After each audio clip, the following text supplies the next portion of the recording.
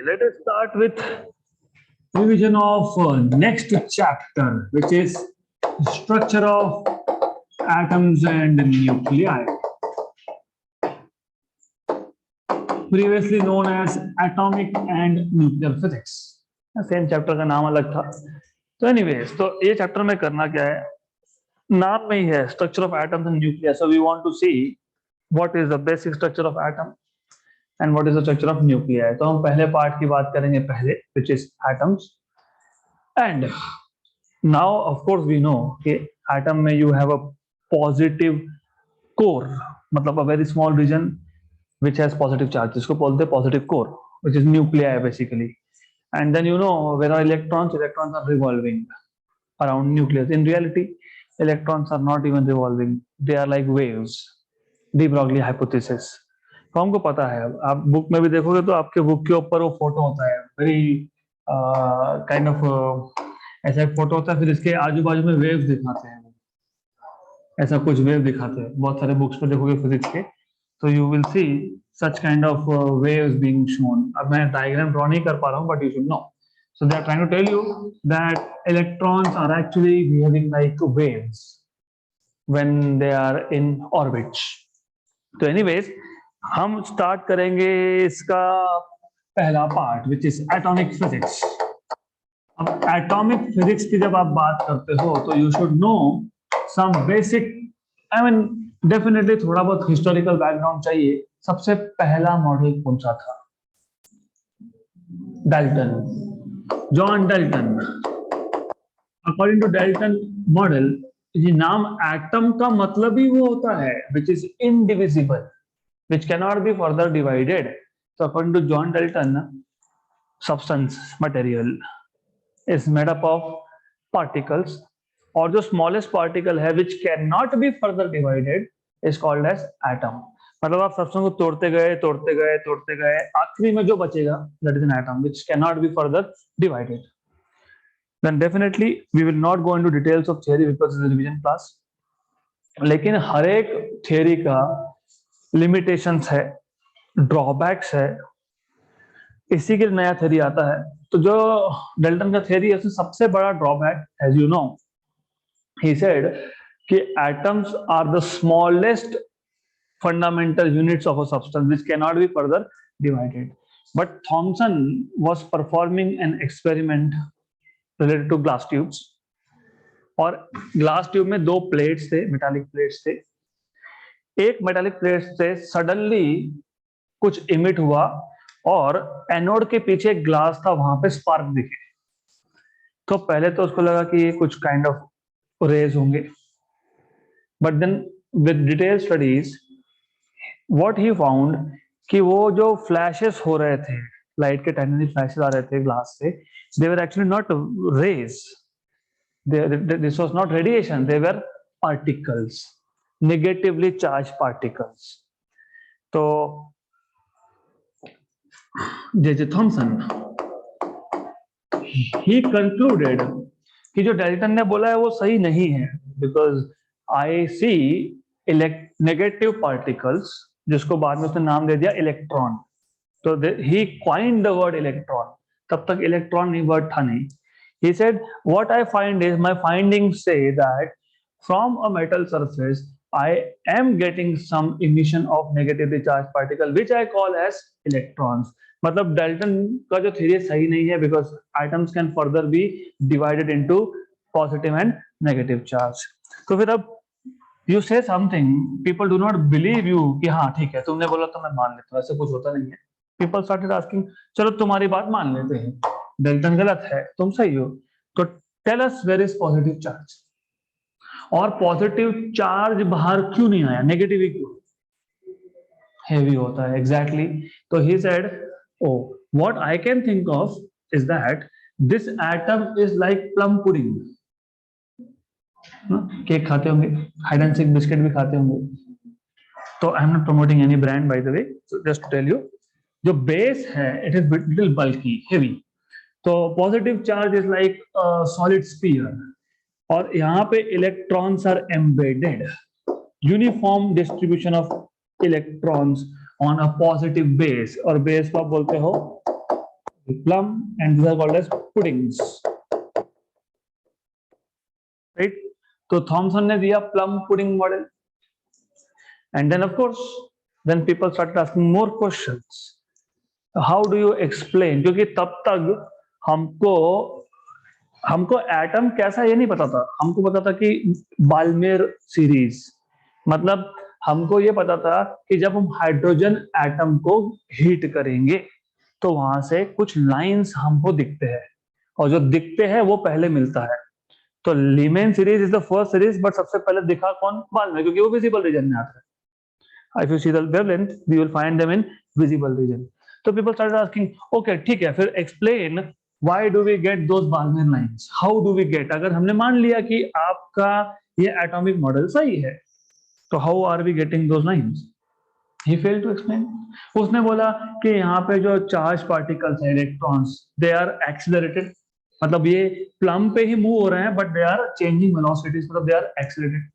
अगर accelerated particles हो, they emit radiation, that is true, लेकिन कंटिन्यूअसली मिलना चाहिए ना। फिर अगर चार्ज एक्सीलरेटेड है तो एग्जाम्पल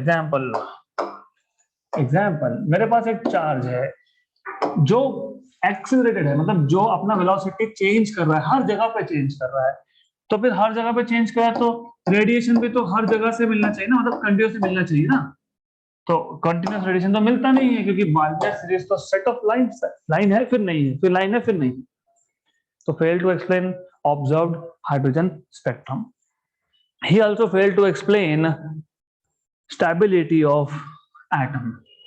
फिर to challenge this theory, to actually not challenge, to verify, क्योंकि साइंस में यही होता है, चैलेंज नहीं होता वहां पे, you need to verify. If someone says something, then you need to verify कि सही है कि नहीं। Then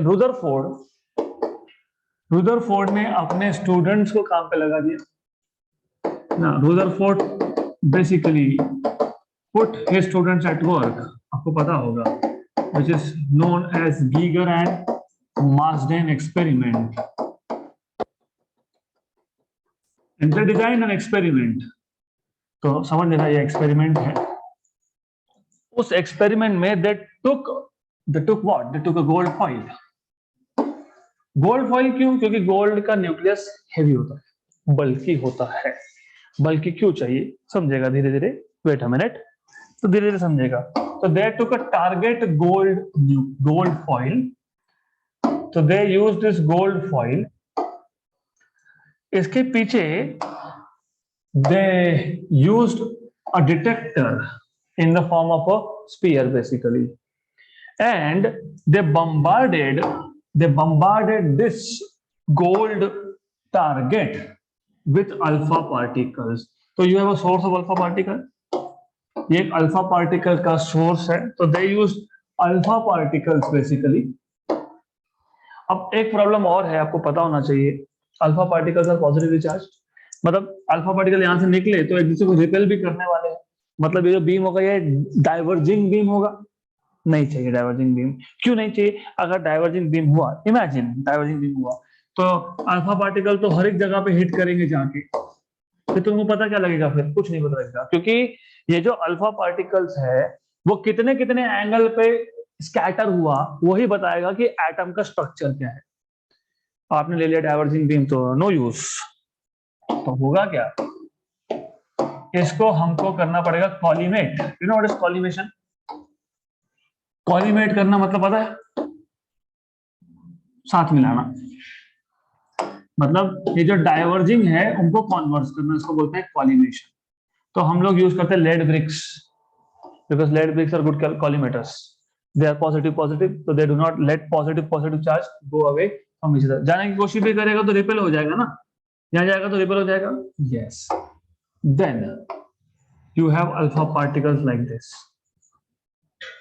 अब the idea behind using gold is, सबसे पहले गोल्ड का न्यूक्लियस ही क्यों लिया? that is a big question। Gold का न्यूक्लियस इसके लिए लिया क्योंकि गोल्ड का न्यूक्लियस होता है हेवी। अगर अल्फा पार्टिकल, क्योंकि अल्फा पार्टिकल भी पॉजिटिव है और गोल्ड न्यूक्लियस भी पॉजिटिव है, तो क्या होगा? रिपल्शन। तो during repulsion during interaction basically, अगर ये न्यूक्लियस हेवी नहीं होता तो ड्यूरिंग इंटरैक्शन ये भी अपनी जगह से शिफ्ट हो जाता। Whole purpose of this experiment was to know कि एटम के अंदर क्या क्या है और कहां कहां है, राइट? क्या क्या है तो पता है, पॉजिटिव और नेगेटिव। कहां कहां है पता करना है, और जो था वही शिफ्ट हो गया तो क्या मिलेगा? Fake, fake data, wrong data basically. तो you do not want this to happen, आपको ऐसा होने देना नहीं है। That is why it should be heavy. मतलब while interaction it should not move, वो जहां है वहां रहना चाहिए, राइट? अब ideally that is why gold is used, gold is heavy. 79 उसका जेड नंबर होता है, तो जेड होता है नंबर ऑफ प्रोटॉन्स। ओके, तो अब थिंक थिंक थिंक, अब अगर according to Thomson model positive charge अगर प्लम जैसा होता, तो प्लम मतलब solid sphere, alpha particle is also nucleus, किसका न्यूक्लियस? हीलियम का न्यूक्लियस। तो ऐसा तो हो नहीं सकता ना कि ये डायरेक्टली पेनिट्रेट हो जाए ना, unless it is a ghost.